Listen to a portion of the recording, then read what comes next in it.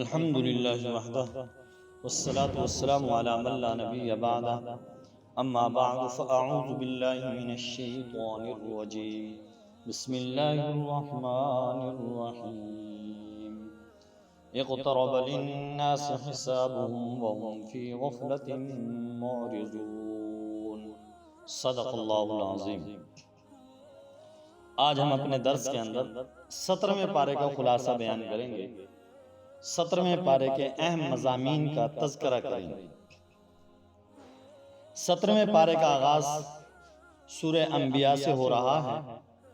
یہ مکی سورت ہے، اس میں 122 آیتیں اور 7 رکوع۔ اس سورت میں تقریباً 17 انبیاء علیہ السلام کا ذکر آیا ہے، اس لیے اسے انبیاء کی مناسبت سے سورہ انبیاء کہا جاتا ہے۔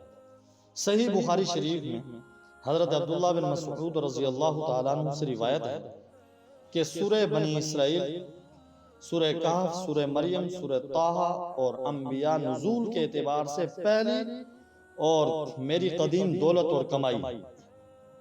سورہ انبیاء کے اہم مضامین یہ ہیں۔ نمبر 1، سورہ انبیاء کی ابتدا میں دنیا کی زندگی کے زوال کی تصویر کشی کی گئی اور بتایا گیا ہے کہ قیامت کا وقوع اور حساب کا وقت بہت قریب آ گیا ہے، لیکن اس ہولناک دن سے انسان غفلت میں پڑے ہوئے نہ تو اس کے لیے تیاری کرتے ہیں، نہ ہی ایسے اعمال کرتے ہیں جو وہاں کام آئے۔ ان کے سامنے جب بھی کوئی نئی آیت آتی ہے اس کا مذاق اڑاتے اور اسے جھٹلا دیتے ہیں۔ وہ جانتے ہی نہیں کہ اس عظمت والے کلام کو کس سنجیدگی، وقار اور عاجزی کے ساتھ سننا چاہیے۔ مشرک آپس میں آقا علیہ السلام کے بارے میں کہتے تھے کہ یہ شخص جو رسالت کا دعوے دار ہے، یہ رسول نہیں بلکہ تمہارے جیسا ایک انسان ہے، اور یہ دوسرے انبیاء جیسے مادی معجزات کے پیش کرنے سے عاجز ہے۔ قرآن نے جواب دیا ہے کہ جتنے بھی انبیاء پہلے آئے ہیں سب کے سب انسان تھے، کھاتے پیتے تھے اور دوسرے انسانی تقاضے بھی پورے کرتے تھے۔ کوئی ایک نبی بھی ایسا نہیں تھا جو بشری تقاضوں سے پاک۔ جہاں تک معجزات کا تعلق ہے تو قرآن سے بڑا معجزہ کون سا ہو سکتا ہے؟ اس کے وجوہ اعجاز میں سے ایک اہم وجہ یہ بھی ہے کہ قرآن کے آئینے میں مختلف عقیدے و خیالات، اخلاق و اعمال کے لوگ اپنا چہرہ دیکھ سکتے ہیں۔ اس میں ہر قوم اور ہر شخص کا تذکرہ موجود ہے، کہیں صراحتاً اور کہیں اشارتاً۔ ارشاد باری تعالیٰ ہے، ہم نے تمہاری طرف ایسی کتاب نازل کی ہے جس میں تمہارا تذکرہ ہے، کیا تم سمجھتے نہیں؟ مشہور تابعی اور عرب سردار احنف بن قیس کے بارے میں آتا ہے کہ ایک دن بیٹھے ہوئے تھے، کسی نے یہی آیت پڑھ دی۔ وہ چونک پڑے اور کہا، ذرا قرآن مجید تو لانا، میں اس میں اپنا تذکرہ تلاش کروں اور دیکھوں میں کن لوگوں کے ساتھ اور کن لوگوں سے مجھے مشابہت ہے۔ وہ قرآن کے اوراق پلٹتے رہے اور مختلف لوگوں کے احوال پڑھتے رہے۔ پہلے انہوں نے وہ آیتیں پڑھی جن کے اندر ان سعادت مندوں کا تذکرہ ہے جن میں سے کسی نے جان اللہ تعالیٰ کی راہ میں قربان کر دی، کسی نے سارا مال خرچ کر دیا، کوئی رات بھر بستر سے جدا رہتا ہے اور کوئی برائی کے قریب بھی نہیں پھٹکتا۔ پھر وہ آیت پڑھی جن میں مشرکوں، کافروں، منافقوں، فاسقوں کا ذکر ہے۔ دونوں قسم کی آیتیں پڑھنے کے بعد وہ کہہ اٹھے، اے اللہ میں ان دونوں گروہوں میں سے نہیں۔ پھر انہوں نے سورہ توبہ کی وہ آیت پڑھی جس میں ایسے لوگوں کا ذکر ہے جن سے گناہ بھی ہوئے اور انہوں نے نیک اعمال بھی کیے۔ یہ آیت کریمہ پڑھ کر وہ پکار اٹھے، ہاں یہ میرا تذکرہ ہے۔ یوں بالآخر انہوں نے قرآن میں اپنا تذکرہ تلاش کر ہی لیا۔ مشرکوں کی مضحکہ خیز اور حماقت آمیز حرکتوں میں سے ایک یہ بھی تھی کہ وہ قرآن کے بارے میں کسی ایک رائے پر متفق نہ تھے۔ کبھی کہتے یہ سحر ہے، کبھی کہتے یہ شعر ہے، کبھی کہتے یہ خواب پریشان ہے، کبھی اسے محمد صلی اللہ علیہ وسلم کا افتراء بتاتے، کبھی کسی سے سیکھا ہوا کلام قرار دیتے۔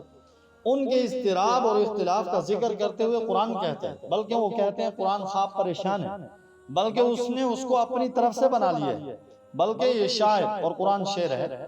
تو جیسے مادی معجزات پہلے انبیاء لے کر آئے تھے اسی طرح یہ بھی لائے۔ اس کے بعد قرآن کریم نے مشرکوں کو ان ظالم قوموں کے انجام کی طرف متوجہ کیا جنہیں اللہ نے بصارت اور بصیرت رکھنے والوں کے لیے عبرت کا سامان بنا دیا۔ ان تباہ شدہ قوموں نے جب عذاب الہی کے آثار دیکھے تو بھاگ نکلنے کی کوشش کی، لیکن اللہ نے انہیں مہلت نہ دی اور انہیں راکھ کا ڈھیر بنا دیا۔ ان سے کہا گیا اب بھاگنے کی کوشش نہ کرو بلکہ واپس لوٹو اسی عیش و عشرت کی طرف جس نے تمہیں مدہوش کر رکھا تھا، انہی بلند و بالا مکانات کی طرف جن پر تمہیں بڑا ناز تھا، انہی قصبوں اور محلوں کی طرف جہاں تم اکڑ اکڑ کر چلا کرتے تھے، وہاں جاؤ تاکہ جب سوال کرنے والے تم سے نزول عذاب کے بارے میں سوال کریں تو تم انہیں جواب دے سکو۔ حضرت قتادہ رحمہ اللہ فرماتے ہیں یہ بات انہیں استہزاء اور تذلیل کے طور پر کہی گئی تھی۔ کائنات کی اس کھلی ہوئی کتاب میں رب العالمین کی وحدانیت کے بے شمار دلائل بکھرے ہوئے ہیں۔ اس کائنات میں زمین و آسمان، شمس و قمر، لیل و نہار وغیرہ کی صورت میں جو کچھ بھی ہے اسے اللہ نے لہو و لعب کے لیے پیدا نہیں کیا بلکہ حکمت کے تحت اور اس مقصد کے لیے پیدا کیا ہے کہ انسان اس میں غور و فکر کرے اور عبرت حاصل کرے۔ اس عالم رنگ و بو کی ہر چیز اللہ کی اطاعت اور تسبیح میں لگی ہوئی ہے سوائے کافر انسان کے جس نے اپنا وتیرہ غفلت اور سرکشی کو بنا لیا ہے۔ مشرک جوگے اللہ کو چھوڑ کر جمادات کے سامنے جھکتے تھے، انہیں زجر و توبیخ کی گئی، ان سے اس پر دلیل کا مطالبہ کیا گیا کہ واقعی یہ بت عبادت کے مستحق ہے۔ ظاہر ہے ان کے پاس اپنے شرک اور بت پرستی کے جواز پر نہ کوئی عقلی دلیل تھی نہ ہی نقلی دلیل تھی۔ مشرکوں کے باطل نظریات کی تردید کے بعد ایک خالق اور قادر کے وجود پر 6 دلائل ذکر کیے گئے۔ یہ سب کے سب تکوینی دلائل ہیں جن کا نظروں سے مشاہدہ کیا جا سکتا ہے اور جن کی حقیقت کو بحث اور تحقیق کے بعد اہل علم نے تسلیم کیا۔ پہلی دلیل یہ دی کہ آسمان اور زمین ملے ہوئے تھے، ہم نے دونوں کو جدا جدا کر دیا، آسمان کو فرشتوں کا مسکن بنا دیا اور زمین کو انسانوں کا۔ قرآن نے جو آسمان اور زمین کے جڑے ہونے کا نظریہ پیش کیا اسے نہ عرب جانتے تھے نہ ہی اس وقت کی دوسری معاصر اقوام میں سے کوئی قوم اس نظریے سے باخبر تھا۔ ابھی تقریباً 200 سال ہوئے کہ ارضیات اور فلکیات کے ماہرین طویل تجربات اور مشاہدات کے بعد اس نتیجے پر پہنچے ہیں کہ سارے سیارے، خواہ وہ سورج اور ستارے ہوں یا زمین اور چاند، یہ سب آپس میں ملے ہوئے تھے، پھر یہ ایک دوسرے سے جدا ہوا۔ جبکہ قرآن نے آج سے 1400 سال پہلے یہ حقیقت بلا خوف تردید بیان کر دی تھی، اسے قرآن کے معجزے کے سوا کیا نام دیا جا سکتا ہے؟ دوسری دلیل یہ دی کہ ہم نے ہر جاندار چیز کو پانی سے بنایا ہے۔ یہ ایک عظیم انکشاف تھا جو ایک امی کی زبان سے کروایا گیا اور آج دنیا بھر کے اہل علم تسلیم کرتے ہیں کہ تمام زندہ اشیاء کے وجود میں پانی کو بنیادی عنصر کی حیثیت حاصل ہے۔ پانی کے بغیر زندگی محال ہے، خواہ حیوان ہو یا درخت اور پودے سب پانی کے محتاج ہیں۔ آپ چاند کو دیکھ لیجئے، وہ اپنی بناوٹ میں زمین کے مشابہ ہے، لیکن چونکہ وہاں پانی نہیں ہے اس لیے اس کی سطح پر زندگی ناممکن ہے۔ تیسری دلیل یہ دی کہ ہم نے زمین میں پہاڑ بنائے تاکہ لوگوں کے بوجھ سے زمین ہلنے نہ لگے۔ اگر یہ پہاڑ نہ ہوتے تو زمین مسلسل زلزلوں اور اضطرابات کی زد میں رہتی اور زمین کی تہہ میں جو آگ بھڑک رہی ہے اس سے حفاظت نہیں ہو سکتی تھی۔ اب بھی دنیا میں کہیں کہیں ایسے آتش فشاں پہاڑ پائے جاتے ہیں جن کے ذریعے گویا زمین کبھی کبھی سانس لیتی ہے اور ان میں بھڑکنے والی آگ باہر دکھائی دیتی ہے۔ اگر زمین کی جلد سخت نہ ہوتی اور اس پر پہاڑوں کا بوجھ نہ ہوتا تو یہ آگ زندگی محال کر دیتی۔ چوتھی دلیل یہ دی ہم نے زمین میں کشادہ راستے بنائے ہیں تاکہ لوگ ان پر چلیں۔ آپ ہموار میدانوں کو چھوڑیں، پہاڑی سلسلوں ہی کو دیکھ لیجئے جو ملک در ملک چلے جاتے ہیں، لیکن اللہ تعالیٰ نے ان کے درمیان کشادہ وادیاں اور راستے رکھے ہیں جن کی وجہ سے انسانوں کو اپنے سفروں میں کوئی مشکل پیش نہیں آتی۔ پانچویں دلیل یہ دی ہے کہ ہم نے آسمان کو محفوظ چھت بنایا ہے۔ اس چھت میں لاکھوں ستارے، سورج اور چاند جو اپنے اپنے مدار میں انتہائی تیز رفتاری سے گھوم رہے ہیں، نہ ان میں ٹکراؤ ہوتا ہے نہ ہی وہ خلط ملط ہوتے ہیں۔ اگر ایک ستارہ بھی اپنے مدار سے ہٹ جائے تو نظام عالم میں خلل واقع ہو جائے۔ تو وہ کون ہے جو اس سارے نظام کو سنبھالے ہوئے ہے اور کسی کو بھی ایک مخصوص رفتار اور رستے سے ادھر ادھر نہیں ہونے دیتا؟ کیا لات و حبل؟ کیا عزا اور منات؟ نہیں، رب العالمین کے سوا کوئی۔ چھٹی دلیل تکوینی دلائل میں سے یہ دی کہ رات اور دن، سورج اور چاند کو اللہ نے بنایا ہے۔ یہ سب آسمان میں تیر رہے ہیں جیسے مچھلی پانی میں تیرتی ہے۔ انہیں یکے بعد دیگرے آنے جانے میں کوئی مشکل پیش نہیں آتی اور یہ کبھی رکتے بھی نہیں، مسلسل چلتے رہتے ہیں۔ حرکت ہی میں ان کی زندگی ہے۔ رات اور دن، سورج اور چاند، نجوم و افلاک کی حرکت کا نظریہ قرآن نے اس وقت پیش کیا تھا جب اس حوالے سے بڑے بڑے باخبر بھی بے خبر تھے۔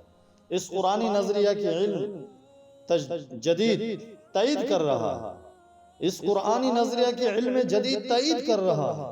سائنسدانوں نے تو رستگاہوں اور جدید ترین مشینوں سے لیس لیبارٹریوں میں برس ہا برس کی تحقیق کے بعد اس علمی حقیقت کو دریافت کیا ہے۔ مگر سوال یہ ہے، وہ نبی امی جسے لکھنا پڑھنا بھی نہیں آتا تھا، اس کے پاس وحی کے سوا کون سا رستہ تھا جس کے ذریعے خبریں پا کر وہ پوری دنیا کو باخبر کر رہے تھے؟ کیا نبی امی صلی اللہ علیہ وسلم کی مبارک زبان سے ان حقیقتوں کا بیان ہونا اس کی صداقت کی دلیل نہیں؟ یقیناً ہے، مگر اس دلیل کو تسلیم کرنے کے لیے آنکھوں سے تعصب اور اناد کی پٹی اتارنا ضروری ہے۔ توحید، نبوت، معاد، حساب و جزا پر دلائل دینے کے بعد 17 انبیاء علیہ السلام کے واقع ذکر کیے گئے، یعنی حضرت موسیٰ، حضرت ہارون، حضرت ابراہیم، حضرت لوط، حضرت اسحاق، حضرت یعقوب، حضرت نوح، حضرت داؤد، حضرت سلیمان، حضرت ایوب، حضرت اسماعیل، حضرت ادریس، حضرت ذوالکفل، حضرت یونس، حضرت زکریا، حضرت یحییٰ، حضرت عیسیٰ علیہ السلام۔ ان تمام انبیاء کی دعوت ایک ہی تھی، وہ یہ کہ جو نیک کام کرے گا وہ مومن بھی ہوگا تو اس کی کوشش رہ گا نہیں جائے گا۔ ان 17 انبیاء میں سے 6 کے واقع قدر تفصیل سے بیان کیے گئے۔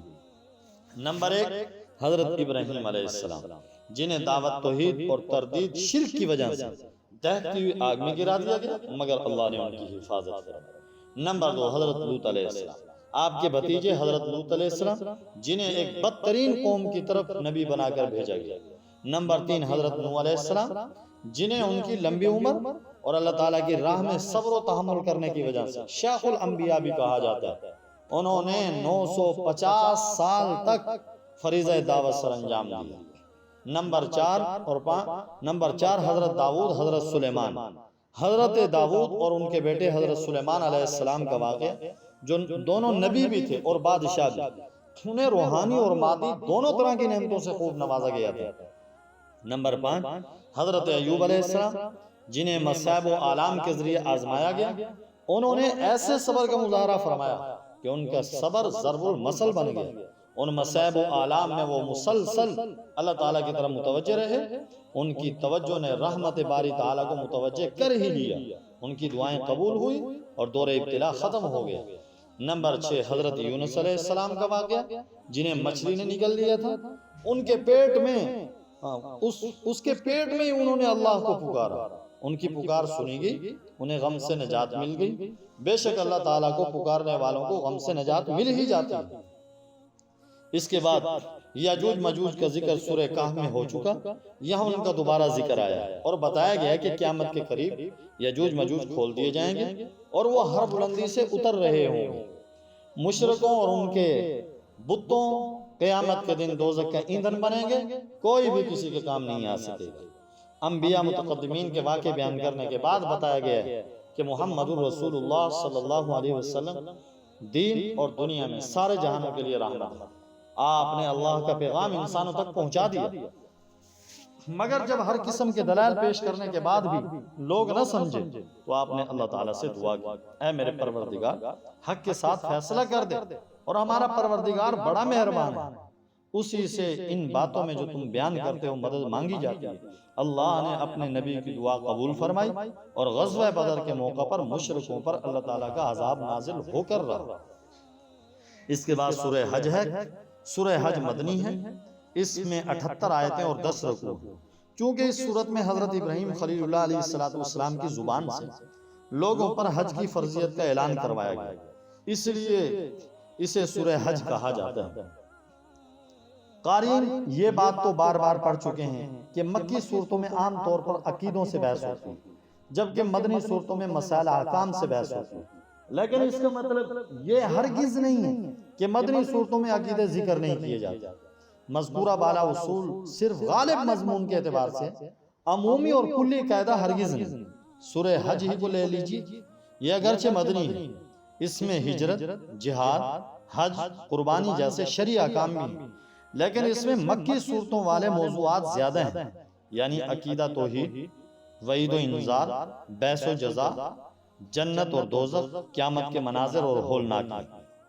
سورت کی ابتدا اس انداز سے ہوئی ہے کہ دل دہل جائیں گے اور جسم پر کپ کپی طاری ہو جائے گی۔ ارشاد ہوتا ہے لوگو اپنے رب سے ڈرو، بے شک قیامت کا زلزلہ بڑا حادثہ ہے، تم اس دن دیکھو گے دودھ پلانے والی ہر عورت اپنے بچے کو بھول جائے گی اور ہر حمل والی کا حمل گر جائے گا اور لوگ تم کو مدہوش نظر آئیں گے، حالانکہ وہ مدہوش نہیں ہوں گے، لیکن اللہ کا عذاب بڑا سخت ہے، یعنی اسے دیکھ کر لوگوں کے ہوش و حواس اڑ جائیں گے۔ اس کے بعد سورہ حج کے جو اہم مضامین ہیں وہ یہ ہیں۔ نمبر 1، قیامت کے ذکر کرنے کے بعد بعث و نشور، یعنی دوبارہ زندہ ہونے پر دو وجہ سے دلیل پکڑی گئی۔ پہلا استدلال انسان کی تخلیق کے مختلف مراحل سے، انسان اپنی پیدائش اور تکوین میں 7 مراحل سے گزرتا ہے۔ نمبر 1، انسانوں کے بعد حضرت آدم علیہ السلام کو بلا واسطہ مٹی سے پیدا کیا گیا، بالواسطہ ہر انسان کا مٹی سے تعلق ہے۔ نمبر 2، ہر انسان منی اور نطفے سے پیدا ہوتا ہے، منی خون سے، خون غذا سے اور غذا مٹی سے پیدا ہوتی ہے۔ مٹی اور نطفہ کے درمیان زندگی کا راز پوشیدہ ہے۔ تیسرے مرحلے میں خون لوتھڑا بنتا ہے۔ چوتھے مرحلے میں بوٹی بنتی ہے جس کی بناوٹ کامل بھی ہوتی ہے اور ناقص بھی ہوتی ہے۔ پانچویں مرحلے میں بچہ پیدا ہوتا ہے جو کہ حواس کے اعتبار سے کمزور ہوتا ہے۔ چھٹے مرحلے میں وہ جوان ہو جاتا ہے اور قوت و عقل کے کمال کو پہنچ جاتا ہے۔ ساتویں مرحلے میں یا تو وہ جوانی ہی میں انتقال کر جاتا ہے یا اتنا بوڑھا ہو جاتا ہے کہ اس پر بچپنے کا گمان ہوتا ہے۔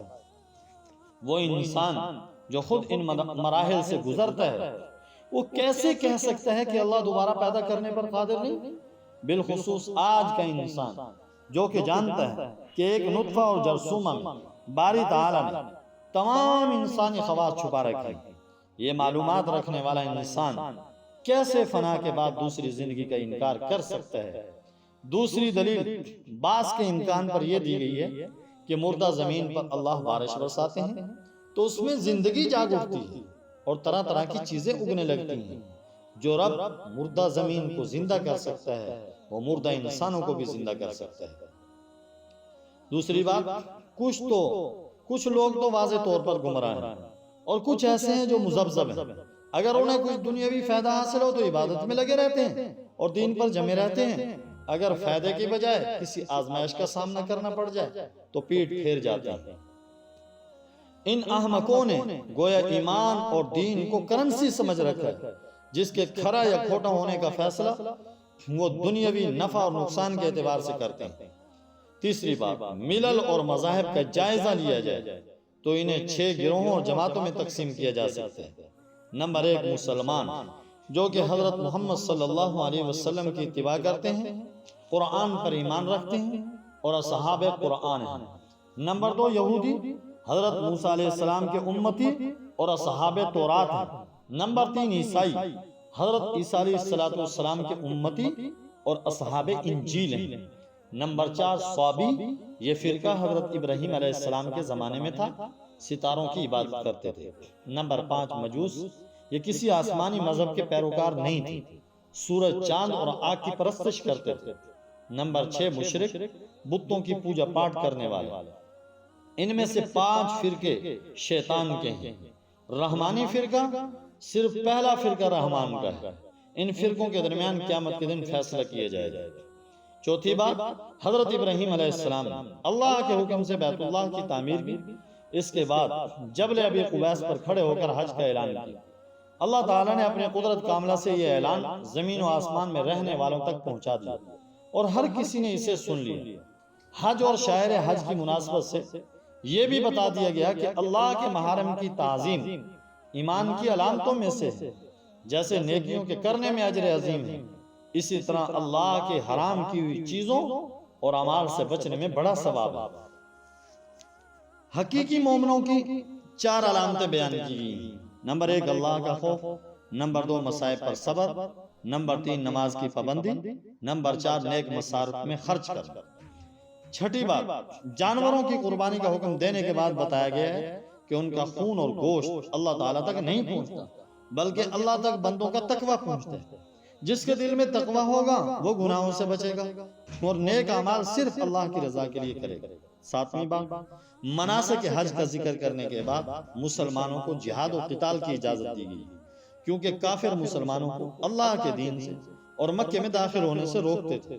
ابتدا میں اگرچہ صبر، عفو، درگزر کی تلقین کی جاتی رہی، لیکن جب مدینہ میں مسلمانوں کے قدم جم گئے اور ان کی طرف سے تحمل و برداشت کے رویے کے باوجود مشرکوں کی شرارتوں اور زیادتیوں کا سلسلہ جاری رہا، تو اب انہیں سورہ حج کی آیت نمبر 39 کے ذریعے قتال کی اجازت دے دی۔ متعدد صحابہ اور تابعین کی رائے یہ ہے کہ تقریباً 17 آیتوں میں ہاتھ روک کر رکھنے کی تلقین کے بعد یہ پہلی آیت تھی جس میں قتال کی اجازت دی گئی۔ متعدد صحابہ اور تابعین کی رائے یہ ہے تقریباً 70 آیتوں میں ہاتھ روک کر رکھنے کی تلقین کے بعد یہ پہلی آیت تھی جس میں قتال کی اجازت دی گئی۔ ساتھ ہی جہاد کی حکمت بھی بیان کر دی گئی، وہ یہ کہ اگر اللہ جہاد کی اجازت نہ دیتے تو پھر دشمن خود سر ہو جاتے اور اہل کفر مومنوں پہ چھا جاتے، جس کی وجہ سے عبادت خانے ویران ہو جاتے۔ لیکن جب انہیں اینٹ کا جواب پتھر سے ملنے کا ڈر ہوگا تو وہ اس اقدام سے پہلے 100 بار سوچیں گے۔